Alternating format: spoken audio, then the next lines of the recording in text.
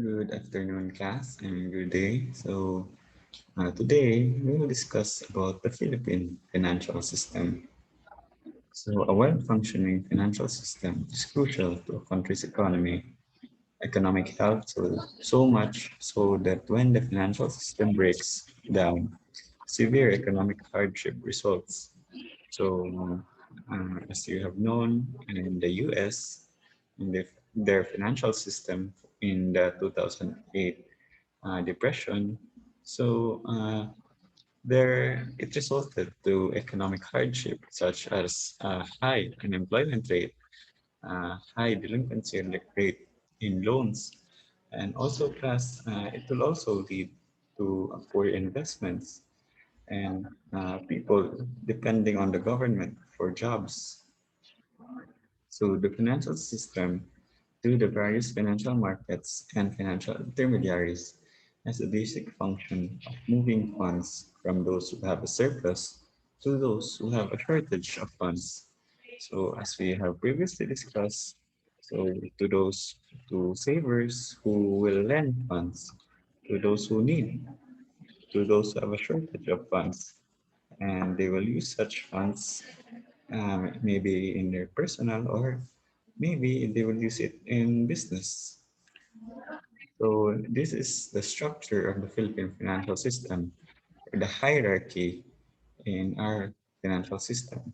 So of course, the Bangko Sentral ng Pilipinas is on top because it will regulate the financial system in our country, starting from banks to non-banks institutions to money issuers to remittance companies. So all of these are regulated by the Bangko Sentral.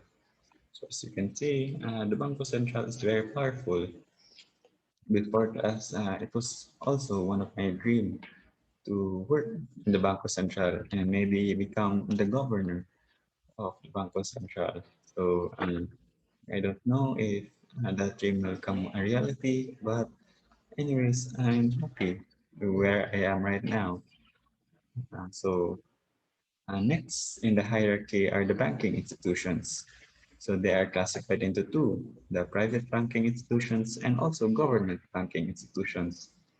So in the first, private banking institutions are universal banks or expanded commercial banks. Others in second are commercial banks. And the third, thrift banks.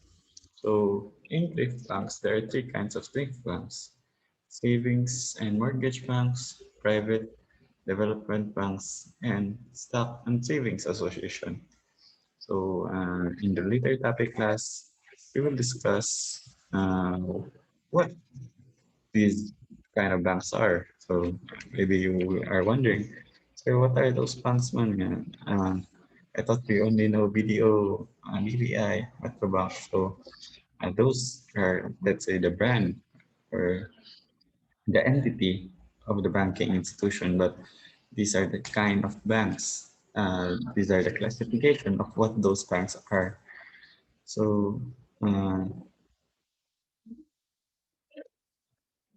and also in private the development banks, you have rural banks. So those banks found in the rural area, and also cooperative banks.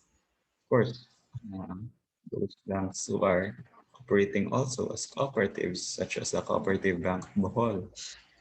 So, the counterpart of the private development bank is government banking institutions, or those owned and controlled by the government, such as the Development Bank of the Philippines, the Land Bank of the Philippines, and the Philippine Al-Amana Islamic Investment Bank. So, we will discuss this further later. So, when you work in the government class, you will know that uh, there are two banks used by the government, the DBP and the Land Bank.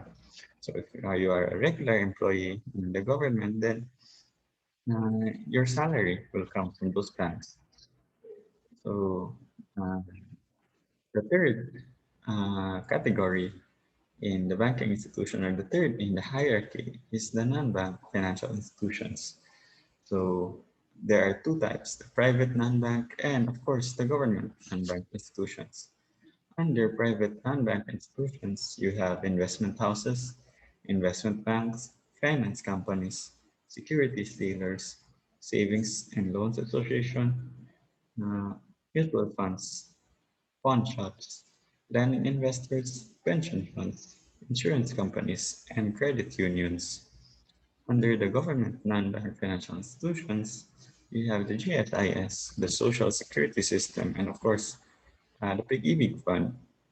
So these government non-bank financial institutions provide members with savings plans and also loans to their members if they are qualified. They also provide assistance through maternity sickness or uh, death or, of course, sickness benefit, which you earn through your continuous contributions. If you are a government employee, then you will contribute using the government service insurance system. If you are a private employee, then you will contribute using the social security system. So, uh, so we will describe what we discussed later. So, you already know what the Banco Central is. It is also called the central bank or the regulator of these banks. So in our previous discussion, we discussed on the function of the BSP, on how it helps the Philippine economy. So we will discuss now universal banks or expanded commercial banks. So these banks are commercial banks which perform the investment house function in addition to its commercial banking authority. It may invest in equities of allied and non-allied enterprises. Allied may be either financial or non-financial. So universal banks are financial service conglomerates. So usually these banks are those large diversified banks.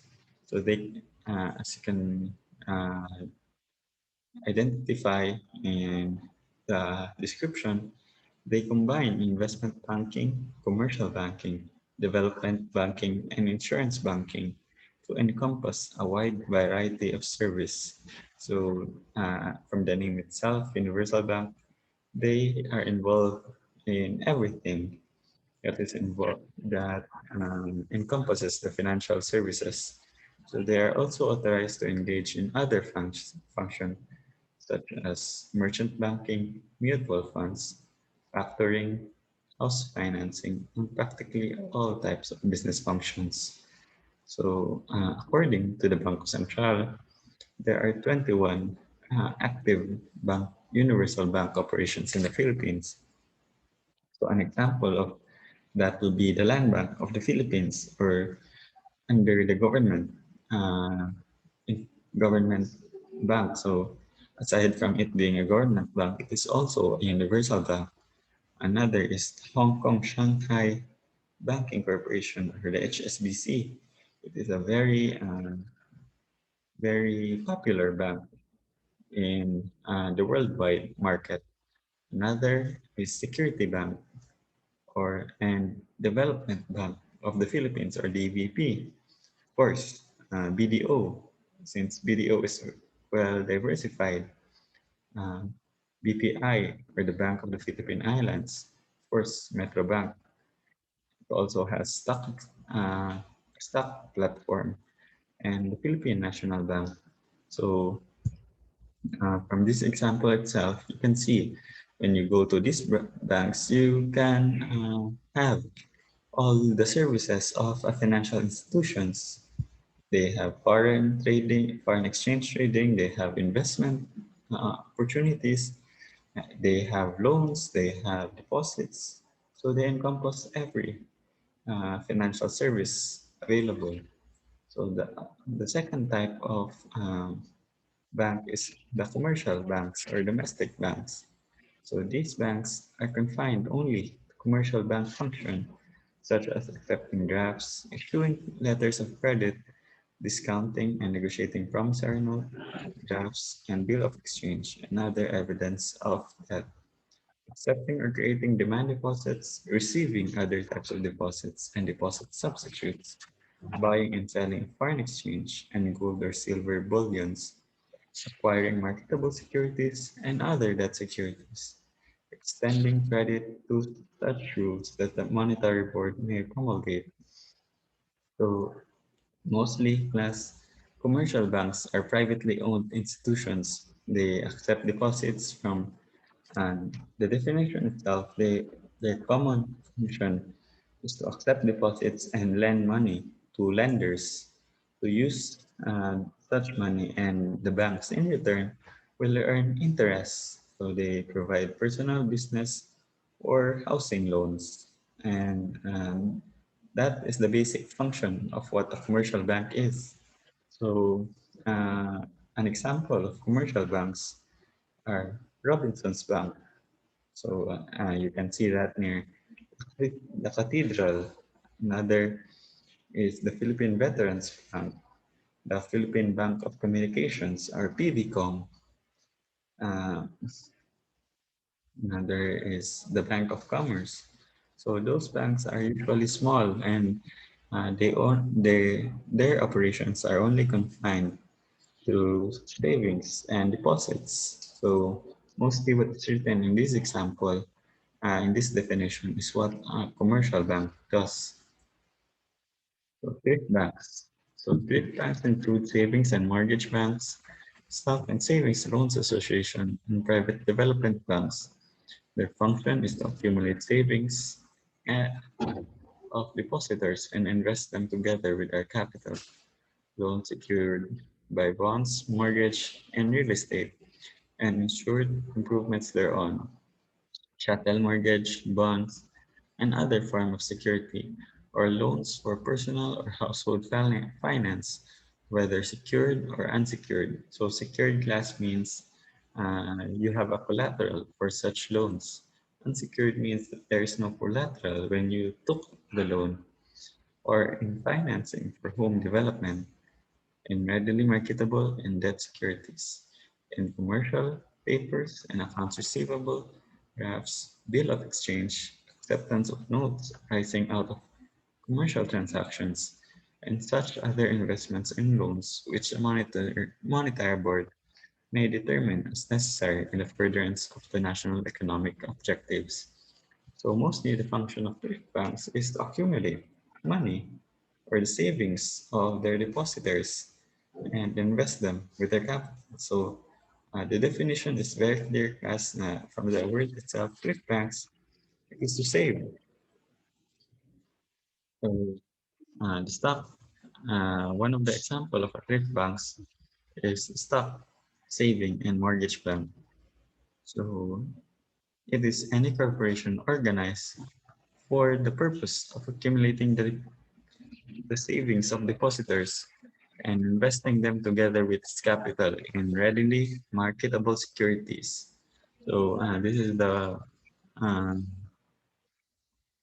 it is what you will be looking for class in the meaning. So if it invests, if it accumulates the savings of depositors and invest them together in capital and in readily marketable securities.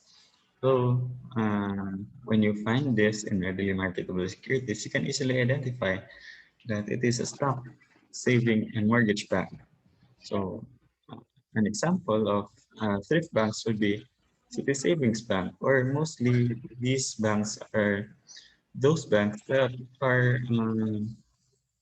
built in the small cities around. So example would be City Savings Bank. I think there's one uh, bank, not one new bank here in Tagbilaran, which is the First Valley Bank, which is also thrift bank.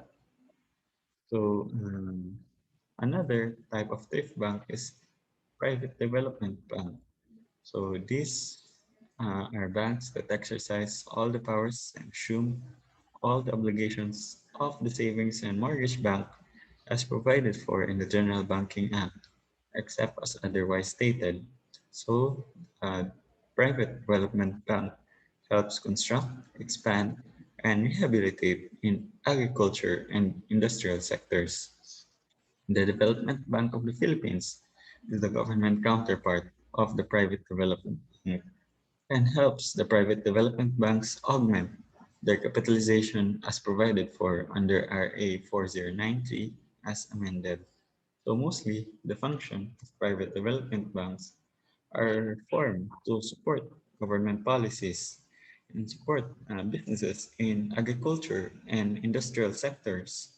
So I think FCB is an example of private development bank since it is established here in Bohol, and also it helps those in the agriculture sector with their loans for agriculture or in the savings in the rural areas since FCB is located almost in every town in Bohol.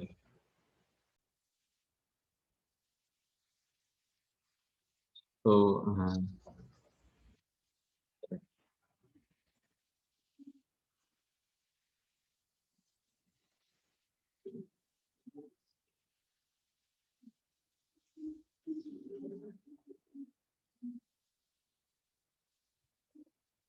so the third type of thrift bank is the stock and savings and loans association.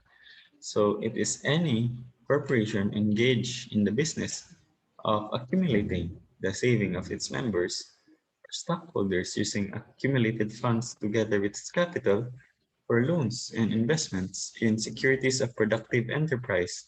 So in comparison to the savings and mortgage bank, so unlike the savings and mortgage bank, which invests the accumulated funds in readily marketable securities, Stocks Savings and Loans Association invests the accumulated funds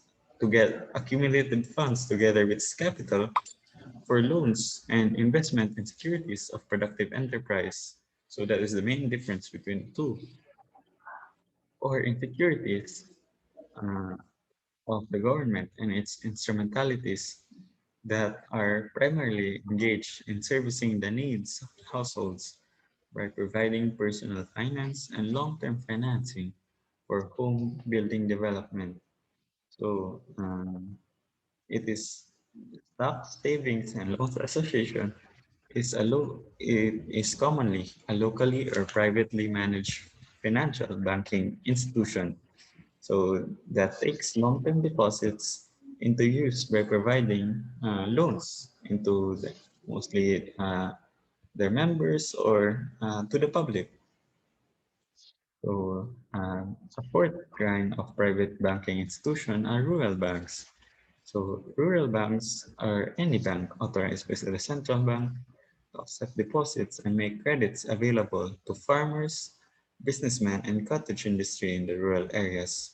So loans may be granted by the rural banks on the security of land without Lawrence title, where the owner of the private property can show 5 years or more of useful, peaceful, continuous, and uninterrupted possession of the land in the concept of ownership.